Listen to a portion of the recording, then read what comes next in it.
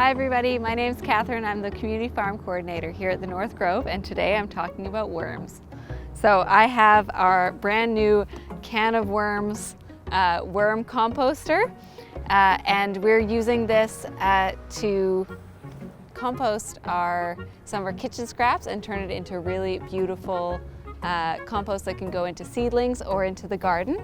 So if we just look in here, so we've got some bedding for the worms, and that was coconut fiber.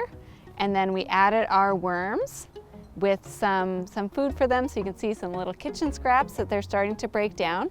If you can get in here, you can really see there's quite a lot of them, and they're all munching away at the food we have for them, and they're turning it into really beautiful, rich soil. It's honestly the best soil there is. And then down here, we have this little tap. I don't think there's anything in there right now, but they'll fill this up with what we call worm pee, and it is what it sounds like. And it's really good for your plants. You'll want to dilute it with some water before you pour it on so you're not burning those plants, and that'll really help them grow. Some other things I can tell you about. So these worms are, get some for you in my hand. So these worms are red wrigglers. This is not a native species to here, so this is not the same earthworm that you'll see when it rains. But they are the ones that usually go on fisherman bait.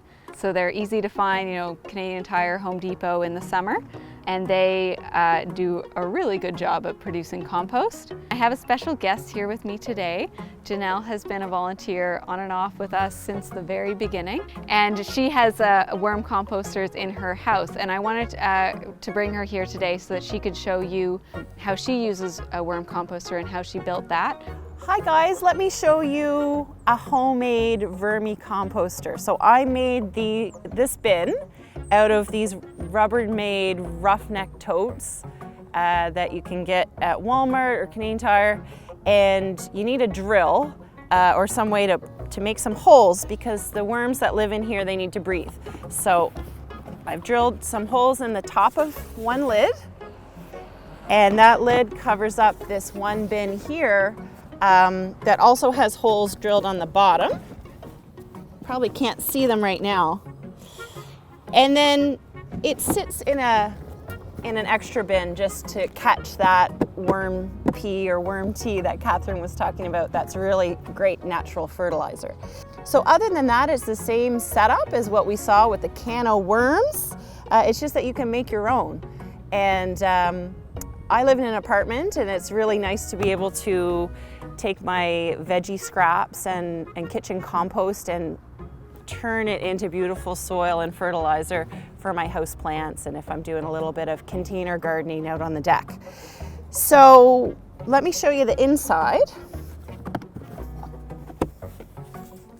Can you see that? Yeah, that's good. So this composter is almost at the stage of which we can fertilize the compost. It's pretty much ready to use. We just need to separate it from the worms. But when you start, you need to put in some bedding, and that can either be just leaves from the park or from your yard that you collect up and bring into your bin, and they should be a little bit damp. Or if you don't have access to leaves and you have a shredder and you've got some shredded paper or shredded newspaper, just get that damp and put that in the bottom of your bin. And then you would add some worms to get things started, and you'd add your kitchen scraps to feed them. They don't need to be fed a whole lot. In fact, the problem is sometimes that people feed them too much, and then you get some bad smells. But it's really important to know that they're probably not going to die from not getting enough to eat. As long as they've got a little bit of food in there, they'll be fine. One thing you should know though, if you're feeding worms in your in-house vermicompost bin, is that you don't want to give them any meats or dairy products or any proteins really. So try to stick to just your potato peelings, your carrot peelings, your veggie scraps, things like that you collect up in a green bin or in a little paper bag when you're doing your veggie prep. That's what they like the most. So in here you'll see that this stuff is nice and dark and rich, and when it kind of gets to this stage, it's ready to use.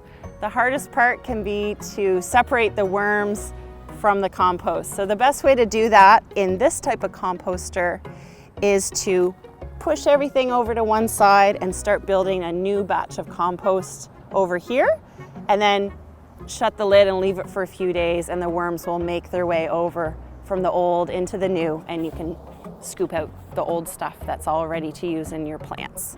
Like Catherine said, it's the best, highest quality compost that you can make yourself for free, so you don't have to worry about purchasing it, and you can make it from something you'd be throwing away. After you've had worms for some time, you end up with a large population, so you can do multiple bins at once.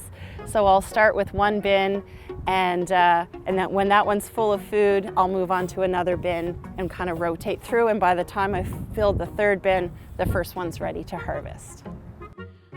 So thank you so much for watching this video. We have one final thing to do. Janelle, as she mentioned, the worms do multiply. So she is going to be donating some of her worms to our colony. So she's harvested some out of her worm composters, and she's adding them to ours. So welcome new worms. Woo! Look at all those guys.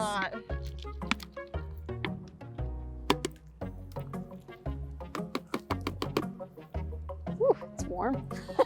They make heat.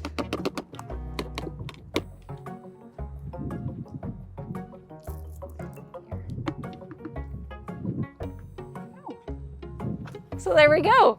Thank you so much, everyone, for watching this video, and let us know if you are thinking about making your own at-home worm composter.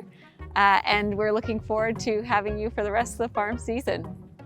Bye, everyone.